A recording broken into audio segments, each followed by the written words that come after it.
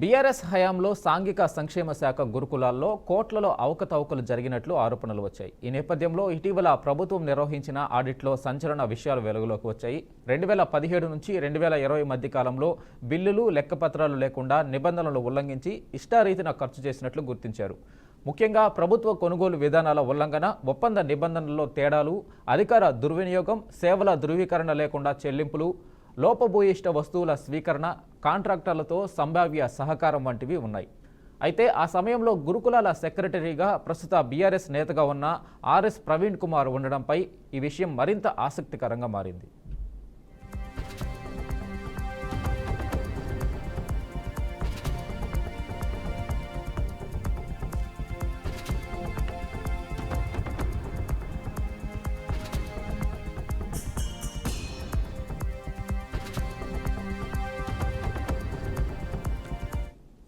Coding schools ప్రాజెక్టులో ఏడాదికి 4 కోట్లు ఖర్చు చేసిన పనులకు అనుమతులు లేకుండానే 92 లక్షలు అధికంగా చెల్లించారని ఆడిట్ నివేదికలో పేర్కొన్నారు.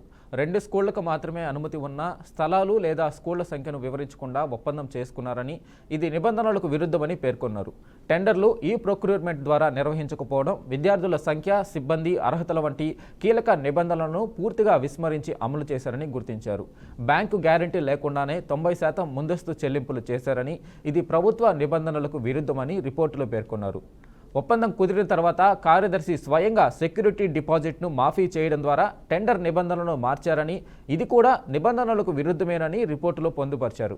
కేవలం ఒక స్కూల్, ఒక కాలేజ్ మాత్రమే స్థాపించబడి పనిచేస్తున్న 2 స్కూళ్లు, ఒక కాలేజ్ కోసం చెల్లింపు చేయడం ద్వారా 97 లక్షల అధిక చెల్లింపులు చేశారని, తప్పుడు టీడీఎస్ రేట్లు వర్తింప చేయడం ద్వారా పన్ను ఎగవేతకు అవకాశం కల్పించారని నివేదికలో పేర్కొన్నారు.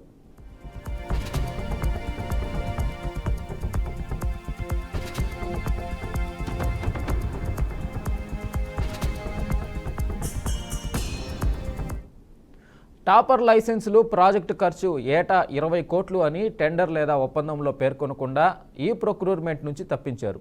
సిటీఓ సేవల స్వీకరణను ధృవీకరించకుండా సర్టిఫికేట్ జారీ చేశారు. లైసెన్సుల వినియోగంపై ఎటువంటి డేటా లేకుండా ఏజెన్సీకి 2 కోట్లు చెల్లించారని ఆడిట్ రిపోర్ట్లో పేర్కొన్నారు. డెలివరీ ధృవీకరణకు ముందే బ్యాంక్ గ్యారంటీ విడుదల చేయడం ద్వారా ఒప్పందాన్ని ఉల్లంఘించారని వివరించారు. రైట్స్ లిమిటెడ్ పరిశీలనలో యూనిఫామ్స్ నాణ్యత ప్రమాణాలు లేకపోవడంతో తిరస్కరించారని, అయినా వాటిని స్వీకరించి పంపిణీ చేశారని ఆడిట్ రిపోర్టులో వివరించారు. అంతేకాకుండా 9.33 కోట్లు చెల్లించి సరఫరాదారునికి అనుచిత లాభాన్ని కల్పించారని పేర్కొన్నారు. 2017-18లో అనుమతించిన రేట్లకు బదులుగా 2021 రేట్లను వర్తింప చేయడం ద్వారా 76 లక్షల అధిక చెల్లింపులు చేశారని నివేదికలో వెల్లడించారు.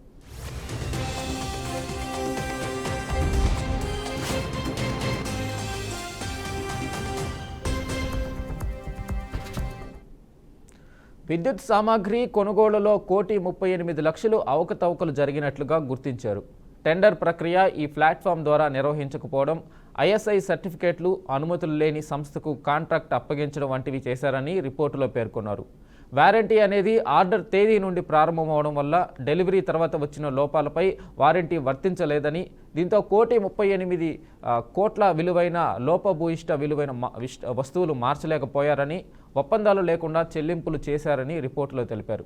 డైట్, క్లీనింగ్, పరీక్షా ఫీజుల కోసం సరైన ఒప్పందాలు లేకుండా చెల్లింపులు నమోదయ్యాయని, పలు బిల్లులు గల్లంత కావడం లేదా లెడ్జర్లతో అసమానతలు ఉండడం ద్వారా నిధుల దుర్వినియోగమైన సూచనలు కనిపిస్తున్నాయని ఆడిట్ రిపోర్టులో పేర్కొన్నారు.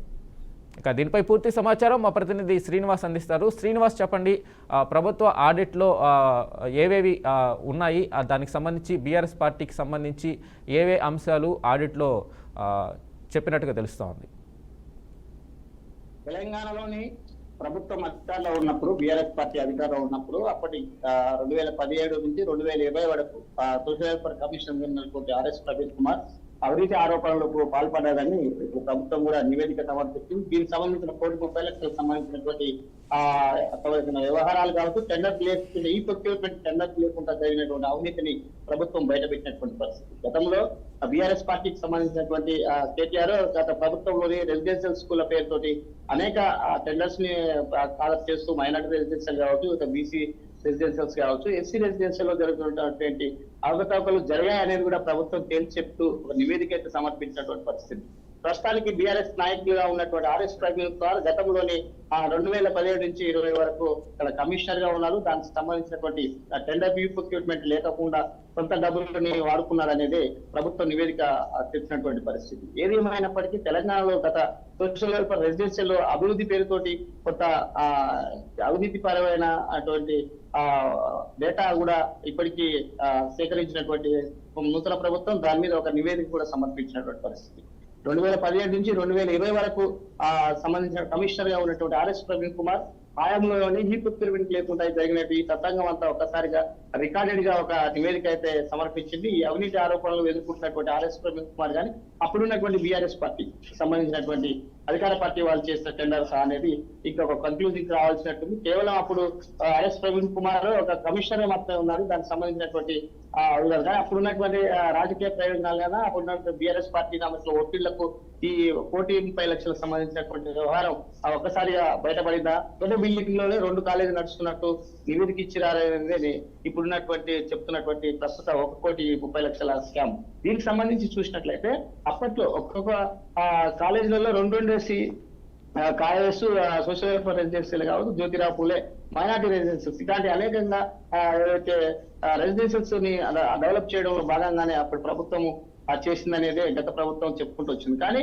కేవలం ఎస్సీ సోషల్ వెల్ఫేర్ డిపార్ట్మెంట్ లోనే 1,30,00,000 రూపాయలు ఒక విత్ ఇన్ షార్ట్ పీరియడ్ లో డ్రా చేయడం, అది ఈ ప్రొక్యూర్మెంట్ లేకుండా చేయడం అనేది కరెక్ట్ విధానం కాదంటూ కూడా ప్రస్తుత ప్రభుత్వం నివేదిక అయితే చేసింది. ఇది ఆర్ఎస్ ప్రవీణ్ కుమార్ సంబంధించినటువంటి కమిషనర్ గా ఉన్నప్పుడు జరిగింది కాబట్టి 2017-20 వరకు జరిగినటువంటి అవినీతిలో ఆర్ఎస్ ప్రవీణ్ కుమార్ కీలక పాత్ర ఉందనేది ప్రస్తుత ప్రభుత్వం ఒక నివేదిక అయితే తయారు చేసినటువంటి పరిస్థితి.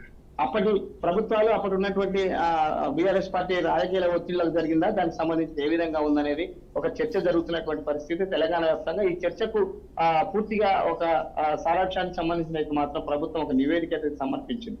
గతంలో సోషల్ వెల్ఫేర్ రెసిడెన్షియల్స్ అభివృద్ధి పేరుతో జరిగినటువంటి అనేక సంక్షేమ పథకాలలో కొంత న్యాయం జరిగినా కూడా వారి కొంత రాజకీయ ఒత్తిళ్లకే కావచ్చు సంబంధించిన విషయాలలో ఇక్కడ ఈ స్కామ్ కు పాల్పడినా లేకపోతే పాల్పడకపోతే కమిషనర్ క్యాడర్ లో ఉన్నటువంటి ఆర్ఎస్ ప్రవీణ్ కుమార్ ఈ ప్రొక్యూర్మెంట్ ద్వారానే తీసుకోవాల్సినటువంటి టెండర్స్ ని ఎందుకు తీసుకోలేదు? దీనికి సంబంధించిన వ్యవహారిక శైలి కానీ అప్పుడు ఉన్నటువంటి బీఆర్ఎస్ పార్టీకి సంబంధించినటువంటి అధికార పార్టీ వాళ్ళ మినిస్టర్స్ కానీ ఎవరైనా ఒత్తిడి తెచ్చారా? దీనికి ఇంకా తెలవాల్సింది. ఏదేమైనప్పటికీ కమిషనర్ హోదాలోని ఈ ప్రొక్యూర్మెంట్స్ లేకుండా డబ్బులను ఖర్చు పెట్టాడు అనేది ఒక ప్రస్తుత ప్రభుత్వం అయితే అవినీతి ఆరోపణల మీద ఒక నివేదిక అయితే సమర్పించినటువంటి పరిస్థితి. ఈ నివేదిక సమర్పించినా కూడా అప్పట్లో ఉన్నటువంటి కమిషనర్ వస్తారా, అప్పుడు ఉన్నటువంటి మంత్రితో పాటు అప్పుడున్న సోషల్ వెల్ఫేర్ మినిస్టర్స్ తో కలిసి చేశారా అనేది ఒకటి సందిగ్ధం అయితే నెలకొన్నటువంటి పరిస్థితి. ఈ విషయాన్ని ప్రభుత్వం ఈ నివేదిక సమర్పించినప్పుడు ఎవరెవరిని అక్కడ కమిషనర్ తో పాటు అక్కడ ఉన్నటువంటి మంత్రి అప్పుడు సోషల్ వెల్ఫేర్ మినిస్టర్ గా ఉన్నటువంటి జగదీష్ రెడ్డి కావచ్చు, దానికి సంబంధించినటువంటి అప్పుడు ఆర్థిక మంత్రిగా ఉన్నటువంటి అనేక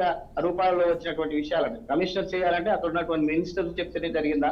ఇది ఇక జగదీష్ రెడ్డి మంత్రిగా ఉన్నాడు, అప్పుడు ఆ సోషల్ వెల్ఫేర్ మినిస్టర్ గా కూడా ఉన్నటువంటి పరిస్థితి. అనేక రెసిడెన్సెస్ లో కూడా చేసినటువంటి విషయాలను కూడా ఒకసారిగా నివేదిక సమర్పిస్తే తెలుస్తుంది. దీనికి సంబంధించిన 1,30,00,000 ఉన్నాయా, లేకపోతే అమౌంట్ ఎక్కడెక్కడ రేజ్ అవుతుంది, ఎక్కడెక్కడ రెసిడెన్షియల్ స్కూల్స్ సంబంధించినటువంటి ఇంజనీరింగ్ కాలేజ్ బిల్డింగ్ తీసుకున్నారు, ఒకే బిల్డింగ్ లో 3-4 సంబంధించినటువంటి యూనిట్స్ కూడా జరిగినాయి. అది వాస్తవికంగా ఉన్నదా లేదా, లేకపోతే ఉన్నట్లయితే ఈ ప్రొక్యూర్మెంట్ లోని ఆ టెండర్ సంబంధించిన విషయాలను మెన్షన్ ఎందుకు చేయలేదు? దీని విషయం మీద ఒకైతే పూర్తిగా చర్చ అయితే జరుగుతుంది.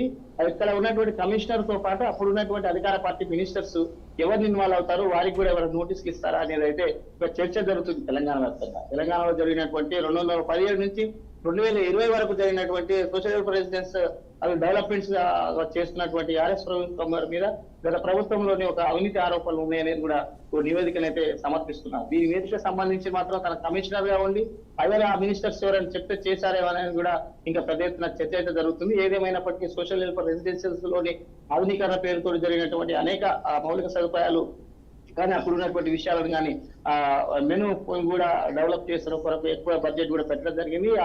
ఆ మెనూలో సిస్టాన్ని కూడా మార్చుతూ ఎవరైతే నిరుపేద పిల్లలు ఉన్నారో వారికి సన్నబియ్యంతో పాటు అనేక విషయాలలో చేయాలనేది ఒక మార్పు కొరకు జరిగినటువంటి ఈ బడ్జెట్ లోని ఈ ప్రొక్యూర్మెంట్ ద్వారా టెండర్స్ తీసుకోకపోవడమే ఈ అవినీతికి పాల్పడ్డారనేది ప్రభుత్వం ఖచ్చితంగా చెప్తున్నటువంటి పరిస్థితి. ఏది ఏమైనప్పటికీ తెలంగాణలోని బీఆర్ఎస్ పార్టీ ఆధ్వర్యంలో జరిగినటువంటి అనేక కుంభకోణాల్లో భాగంగా ఈ సోషల్ వెల్ఫేర్ రెసిడెన్షియల్ జరుగుతున్నటువంటి కుంభకోణంలో అప్పుడున్న అధికార పార్టీకి ఒత్తిళ్లకు లోనై చేశారా, లేకపోతే సోషల్ వెల్ఫేర్ రెసిడెన్షియల్స్ ఆధునీకరణ పేరుతో జరుగుతున్న అనేక విషయాలలో చేయాల్సిన అభివృద్ధిలో భాగంగా చేశారా అనేది ఇక్కడ తేలాల్సి ఉన్నది. ఇది తెలంగాణ వ్యాప్తంగా జరుగుతున్నటువంటి బీఆర్ఎస్ పార్టీ అధికారంలో ఉన్నప్పుడు జరిగినటువంటి కమిషనర్స్ కావచ్చు, కమిషన్ల మేరకు జరిగినటువంటి అనేక విషయాలలో వివిధ హోదాలో పనిచేసిన ఆఫీసర్స్ మీద ఇప్పటికీ ఒక నివేదిక అయితే సమర్పిస్తున్నటువంటి పరిస్థితి వెంకట్. అయితే శ్రీనివాస్, ఈ గతంలో బీఆర్ఎస్ పార్టీ ప్రభుత్వంపై చేసిన ఆడిట్పై అవకతవకలపై ఆధారాలు ఏమైనా చూపిస్తున్నారా? గవర్నమెంట్ ఆడిట్ ప్రక్రియలో ఆధారాలు స్పష్టంగా చూపిస్తున్నారా? లేదు అనంటే ఇది కూడా రాజకీయ కోణంలోనే వెళ్ళిపోయే పరిస్థితి ఉంటుంది కదా, ఖచ్చితమైన ఆధారాలు ఏమైనా ఉన్నాయా? ప్రధానంగా చూసుకున్నట్లయితే 2017 నుంచి 20 వరకు సోషల్ వెల్ఫేర్ కమిషనర్ గా ఆర్ఎస్ ప్రవీణ్ కుమార్ ఉన్న విషయం వాస్తవం. కానీ అక్కడ ఈ ప్రొక్యూర్మెంట్ కి సంబంధించినవి టెండర్స్ ద్వారా అమౌంట్ ని సమకూర్చుకున్నట్లయితే ఎక్కడ వారిని తప్పుపట్టడానికి లేదు. కానీ ఈ ప్రొక్యూర్మెంట్ అలాగే ఇవ్వకపోవడంతో ఆడిట్ లోని ఈ యొక్క డేటాకు సంబంధించినటువంటి అమౌంట్ ఎక్కడికి చేరింది, ఆ టెండర్ ఈ ప్రొక్యూర్మెంట్ ఇవ్వకపోవడంతో ఈ 1,30,00,000 స్కామ్ జరిగిందనేది ఆడిట్ వారు ప్రభుత్వానికి నివేదిక సమర్పిస్తున్నారు. ఈ నివేదిక సమర్పించడంలో అంతకంటే ముందు ఎవరితోటైతే మినిస్టర్ కానీ కన్సల్ట్ మినిస్టర్స్ కానీ అప్పుడు అప్రోచ్ తీసుకున్నట్టయితే కమిషనర్ కూడా దానికి ఒక టెండర్ ఈ ప్రొక్యూర్మెంట్ సిస్టమ్ లో పోవాల్సి ఉండేది. ఆ టెండర్ ఈ ప్రొక్యూర్మెంట్ పోకపోవడం మూలంగా అది తన కమిషనర్ సంతకంతో అమౌంట్ డ్రా అయింది. కాబట్టి ఇది ఎక్కడ జరిగింది, ఈ సంబంధించిన బిల్డింగ్స్ ఎక్కడెక్కడ ఏ బిల్డింగ్ తీసుకున్నా కూడా ఈ ప్రొక్యూర్మెంట్ ద్వారా ఇస్తున్నారు. దానికి సంబంధించిన ఒక డేటా కూడా సేకరించి ఇన్ని సంవత్సరాలు లీజ్ చేయడానికి కూడా ఉన్నాయి. అనేక ఇంజనీరింగ్ కాలేజీలు కూడా అప్పటి నుంచి ఇప్పటి వరకు బీఆర్ఎస్ ప్రభుత్వంలో ఇచ్చిన ఇంజనీరింగ్ కాలేజ్ ఇప్పుడు కూడా కొనసాగుతున్నటువంటి పరిస్థితి. కానీ కేవలం ఈ ఒక కాలేజీలోనే 1,30,00,000 సంబంధించినటువంటి స్కామ్ ఎందుకు జరిగింది, దీనికి సంబంధించి ఆడిటివ్ లో కూడా ఎందుకు బయటపడేటువంటి విషయాలన్నీ ఏ విధంగా ఉన్నాయనేది ఇక పూర్తి నివేదిక అయితే సమర్పించనున్నది. అప్పుడున్న కమిషనర్ తో పాటు అప్పుడున్న మంత్రితో కూడా ఒక నివేదిక ఏనున్నట్లు కూడా ఇప్పటికే తెలంగాణ నూతనంగా ఏర్పడే గవర్నమెంట్ అయితే దాని మీద ఒక నివేదిక ఏనుంది వెంకట్. అయితే శ్రీనివాస్, ఇప్పటికిప్పుడు తెలంగాణ గవర్నమెంట్ బీఆర్ఎస్ పార్టీ గతంలో చేసిన ప్రభుత్వ కార్యకలాపాల మీద ఆడిట్ చేయించడం వెనక ఇప్పటికిప్పుడు ఆంతర్యం ఏమిటి అనుకోవచ్చు? దీనిపైన ఏమైనా బీఆర్ఎస్ పార్టీ నేతలు ఏమైనా స్పందించారా? ఆడిట్ అనేది ప్రతి సంవత్సరం జరిగే ఆడిట్ లో భాగంగానే జరిగింది. దానికి సంబంధించి ఇక్కడ ముందుగానే సంబంధించిన విషయాల్లో కానీ ఎక్కడ రాజకీయ ఉద్దేశం లేదనేది స్పష్టంగా చెప్తున్నా. ఆడిట్ విషయాలు ఎక్కడైతే వెలికి వస్తాయో కంపల్సరీ ఆడిట్ చేసినటువంటి ఆఫీసర్స్ ప్రభుత్వానికి నివేదిక సమర్పించాల్సి వస్తుంది. ఆ నివేదికలో ఎవరెవరైతే అప్పటి ఆఫీసర్స్ ఉన్నారో వారి పేర్లు కూడా కన్క్లూజన్ చేస్తూ ఒక డేటా ఒక షీట్ అయితే తయారు చేయడం జరిగింది. అప్పుడు రాజకీయాల్లో బీఆర్ఎస్ పార్టీ బీఎస్పీగా ఉన్నటువంటి ఆర్ఎస్ మళ్ళీ బీఆర్ఎస్ పార్టీలో కొనసాగడం వల్ల ఇలాంటి అవినీతి ఆరోపణలు చేసుకొని పార్టీకి ప్రలోభ పెట్టే బీఆర్ఎస్ పార్టీలోకి తీసుకుందా అనేది మాత్రం ఒక రాష్ట్ర వ్యాప్తంగా చర్చ అయితే జరుగుతుంది వాస్తవం. వెంకట, ఈ తెలంగాణలో జరిగినటువంటి అనేక మంది ఉన్నారు. గతంలో ఉన్నవారు కూడా కొంతమంది మినిస్టర్ హోదాలో ఉన్నవారు కూడా ఇప్పటికీ ప్రతిపక్షంగా ఉంటున్నారు. పార్టీని అయితే మారట్లేదు. ఇలాంటి కమిషనర్ హోదాలో ఉన్న వ్యక్తి కూడా పార్టీ మారే తిరిగి బీఆర్ఎస్ పార్టీకి రావడం, ఆ పార్టీ కమిషనరేట్ లో ఉన్నటువంటి అనేక విషయాలని అక్కడ ఉన్నటువంటి విషయాలలో దాన్ని తప్పిపెట్టుకోవడానికి బీఆర్ఎస్ పార్టీలో కొనసాగుతున్నారు అనేది ఒక చర్చ జరుగుతున్నటువంటి పరిస్థితి వెంకట్. అయితే ఆర్ఎస్ ప్రవీణ్ మీదనే టార్గెట్ చేశారనుకోవచ్చా ఈ ఆడిట్ లెక్కల్లో? మిగతా ఏదైతే బీఆర్ఎస్ పార్టీల నేతల మీద ఎటువంటి రాకపోవడం వెనుక ఏమనుకోవచ్చు మనం? ఓన్లీ ఆర్ఎస్ ప్రవీణ్ టార్గెట్ మీద నడిచింది అనుకోవచ్చా ఈ audit?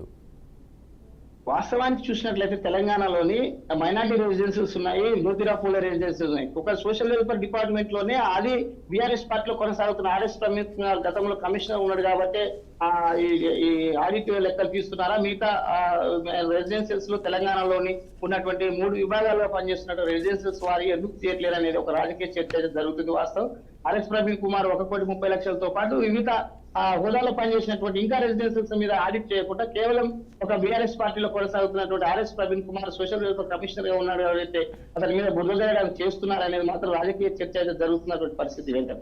Right Srinivas, thank you.